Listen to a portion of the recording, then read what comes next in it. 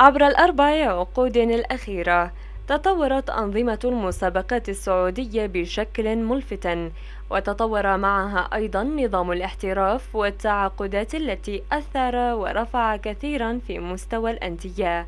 ومن الطبيعي التعاقد أي ناد مع لاعب أجنبي سيأخذ مكان اللاعب المحلي، وهذا ما قد يؤثر سلبا على كرة القدم السعودية بشكل مستمر. اليوم نرى تنافسا كبيرا ما بين الأندية الكبرى على التعاقد مع الأسماء اللامعة في الملاعب العالمية، إلا أن ما يحسب للكرة السعودية هو أن اللاعب المحلي حافظ على مركزه وعلى مستواه، وأثبت أنه لا يقل قيمة عن الأسماء العالمية. لنعود قليلا إلى الوراء وإلى مونديال قطر الأخير، فوز على بطل العالم وتألق في المجموعة التي ضمت المكسيك وبولندا أيضا، لاعب محلي بمواصفات عالية، فالسر يكمن في الاهتمام بالفئات السنية ورعاية الشباب والعمل على صقل مواهبهم حتى يتم تأهيلهم للمشاركة مع الفريق الأول.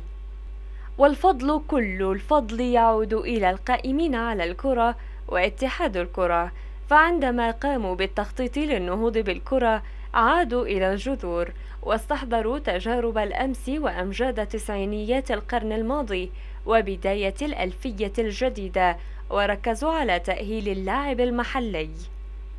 قصة ثبات أداء اللاعب السعودي تعود إلى بداية ثمانينيات القرن الماضي، حيث عاشت الكرة السعودية فترتها الذهبية، وحقق المنتخب الأول كأس آسيا مرتين في ظرف 4 سنوات.